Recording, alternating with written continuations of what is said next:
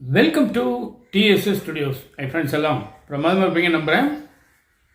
மாணவன் நினைத்தால் நடத்தி காட்டுவான், அவன் நெஞ்சம் ஒரு நெருப்பு, அவன் நேர்மையின் மறுபிறப்பு.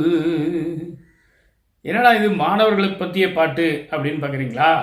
சமீபத்தில் நடந்த ஒரு சுவையான, உண்மையிலே நெகிழ்ச்சியான ஒரு விஷயம் அது. ஒரு பள்ளிக்கூட மாணவனை நம்ம எப்படி மதிக்கிறோம்?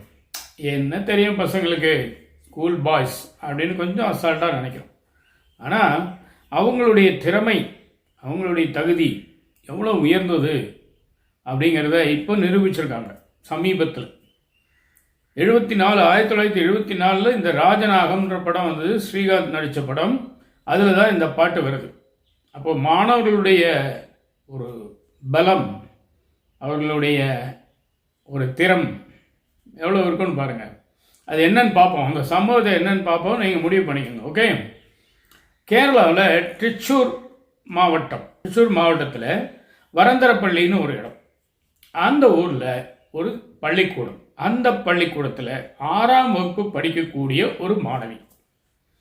அந்த மாணவியினுடைய வீட்டில் ஏதோ பேங்க் லோன் வாங்கி அவங்களால கட்ட முடியாமல் அவங்களுடைய வீடு ஏலத்துக்கு வந்துடுச்சு.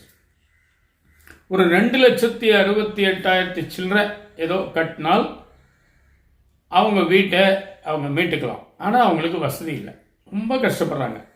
இந்த விஷயம் எப்படியோ இந்த பள்ளிக்கூடத்துக்கு தெரிந்து மாணவர்களுக்கு தெரிந்து விட்டது. என்ன ஆச்சரியம் பாருங்க, அந்த பொண்ணு படிக்கிறது 6ஆம் வகுப்பு. அப்போ தான் வந்திருக்கலாம் ஹைஸ்கூலுக்கே. எத்தனை பேருக்கு தெரியும் தெரியாது. ஆனால் அந்த பள்ளிக்கூட மாணவர்கள் எல்லாம் சேர்ந்து ஒரு முடிவு பண்ணி பணம் வசூல் பண்ணலாம் அப்படிங்கிற ஒரு எண்ணத்துக்கு வந்திருக்காங்க. இன்னைக்கு வெள்ளம், புயல், மழை, வறட்சி நிவாரணம் எத்தனையோ மக்கள் வாரி கொடுக்குறாங்க. அதெல்லாம் ஓரளவுக்கு வருமானம் உள்ளவங்க, வயதானவர்கள், பெரியவர்கள், அந்த தன்மை உணர்ந்தவர்கள் செய்கிறாங்க. ஆனால் ஒரு பள்ளிக்கூட மாணவர்கள் இப்படி செய்கிறது உண்மையிலேயே ஆச்சரியமான விஷயம். இதை மற்றவங்களுக்கு சொல்லக்கூடிய ஒரு விஷயம்னு நான் நம்புறதுனால சொல்கிறேன். சரிங்களா? இப்படியே அவங்க என்ன பண்ணியிருக்காங்கன்னா, ஒரு பெட்டியை வச்சு அதில் தங்களுடைய டொனேஷன் சொல்லக்கூடிய உதவித்தொகையை போடுறாங்க. 100 ரூபாயிலிருந்து 7,000 ரூபாய் வரைக்கும் அதிகபட்சமாக மாணவர்கள் மூலமாக கொஞ்சம் கொஞ்சமாக சேர்த்து ஆச்சரியப்படுற மாதிரி 1,70,000 ரூபாய் வசூல் பண்ணியிருக்காங்க. 1,70,000. அப்புறம் மாணவர்கள் இவ்வளோ பண்ணும்போது ஆசிரியர்கள் சும்மா இருப்பாங்களா? அவங்க முயற்சி பண்ணி ஒரு 1,28,000 ரூபாய் அவங்க சேர்த்துருக்காங்க. ரெண்டும் சேர்ந்து 2,98,000 ஆயிடுச்சு. உடனே அந்த மாணவியினுடைய பெற்றோர்களை அழைச்சி அவங்களுக்கு இந்த பணத்தை கொடுத்து அந்த கடனை தீர்த்துட்டாங்க. அந்த வீட்டை அவங்க மீட்டு கொடுத்துட்டாங்க. இதுக்கு சுமார் 2,70,000 ரூபான்னு வச்சுக்குவோம். அது மீதி உள்ள பணத்தை அந்த 6ஆம் கிளாஸ் படிக்கிற பொண்ணு இருக்குது பார்த்தீங்களா, அதனுடைய பேரில் டெபாசிட் பண்ணி அந்த பொண்ணுடைய படிப்பு செலவுக்கு யூஸ் பண்ணிக்கலான்னு முடிவு பண்ணிட்டாங்க.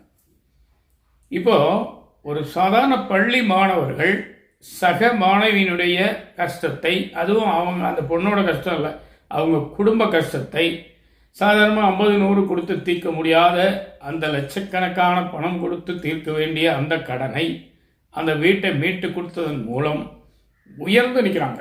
மிக மிக உயர்ந்து நிற்கிறாங்க. ஏன்னா இது அவங்கக்கிட்ட நம்ம எதிர்பார்த்துருக்க மாட்டோம். அதுதான் விஷயம். அந்த மாதிரி ஒரு உணர்வு இப்போ இருக்க மாணவர்களுக்கு இருக்கிறத நினைக்கும் போது நமக்கு ரொம்ப சந்தோஷமாக இருக்குது.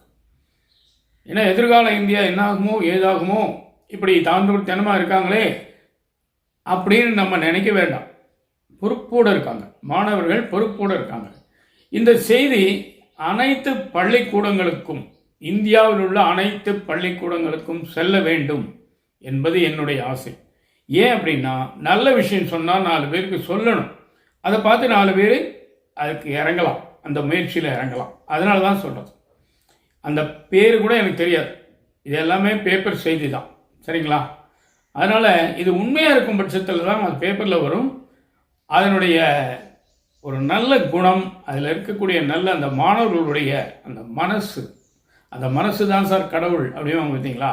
கடவுளை தேடி எங்கெங்கேயோ மலையெல்லாம் அலைஞ்சிட்டு இருக்கோம். ஆனால் இங்கே தான் நமக்குள்ளே தான் இருக்காங்க எல்லாருமே. தேடி பார்த்தா கிடைப்பாங்க.